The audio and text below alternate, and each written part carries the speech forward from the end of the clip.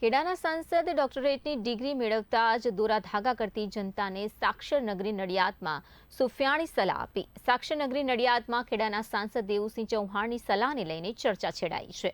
Nadiad સિવિલના sonography machine ઉદ્ઘાટન પ્રસંગે જિલ્લાના નાગરિકોને અંધશ્રદ્ધાની વાતો સાથે સંબોધન કર્યું। ખેડાના સાંસદને મધ્યપ્રદેશમાં ડોક્ટરેટની ડિગ્રી મળતાની સાથે જ ડોક્ટરની ભૂમિકામાં આવી ગયા હોય તેવો અહેસાસ ખેડાની જનતાને થયો છે। દોરા ધાગા હાથમાં પહેરીને આમ જનતાને આપવામાં આવેલ સુફિયાણી સલાહ કદાચ વધારે પડતી હોય તેવું લાગી રહ્યું છે। અગાઉ પણ બારેજામાં સનાતન વિરુદ્ધની ટિપ્પણીથી ભારે વિવાદ ઊભો થયો હતો અને ત્યારે હવે હાથ ઊંચા કરતા સાંસદે લગાવેલા દોરા ધાગા શું સૂચવે છે તેવા પણ સવાલો ઉઠી રહ્યા છે। સમયે હોસ્પિટલમાં દાખલ ન થાય એ દોરા ધાગા અને અંધશ્રદ્ધામાં રહે અને જ્યારે કેસ ખરાબ થઈ જાય ત્યારે અહીં આવે અને અહીં આવીને અપેક્ષા એવી રાખે કે અમને તાત્કાલિક સાજા કરી દો। આમ પણ બીમાર થઈ ગયો એટલે એનામાં ધીરજ ન હોય અને એને તાત્કાલિક અહીં કેસ મારી ઉપર ઉભા રહેવું હોય તો આક્રમણ થાય।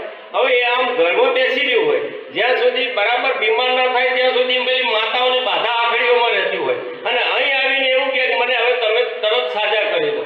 એટલે માણસના મનમાં ધીરજનો અભાવ હોય। અહીંયા આટલું સરસ ઇન્ફ્રાસ્ટ્રક્ચર હોય ત્યારે એમને પણ વિનંતી કરું છું કે સમયસર તમે ડોક્ટર્સની સલાહ સૂચન મુજબ માતા ગર્ભ ધારણ કરે ત્યારથી જરૂરી જે પણ જરૂરી હોય પોષણ આપણને બધાને હું મારા જીવનમાં પહેલી વાર અહીં આવ્યો છું અને મેં જે અનુભૂતિ કરી છે મને શબ્દો નથી મળતા પણ મને ખબર પડે છે કે ગીતાની વાત હોય કે વેદોની વાત હોય જ્ઞાન ભક્તિ કર્મની વાતો કરીને આપણને કર્મકાંડની દિશામાં ક્યાંક ને ક્યાંક એક બીજી દિશામાં લઈ જતા હોય ત્યારે સાચી વાત કહીને મક્કમતાથી શ્રદ્ધાની શક્તિ કેવી હોય એનું દ્રશ્ય આજે બારેજા ધામમાં આપણે જોઈ શક્યા છીએ। આ શ્રદ્ધાની શક્તિના કારણે થયું છે, કોઈ અંધશ્રદ્ધાની શક્તિ નથી। હું છાતી ઠોકીને કહું છું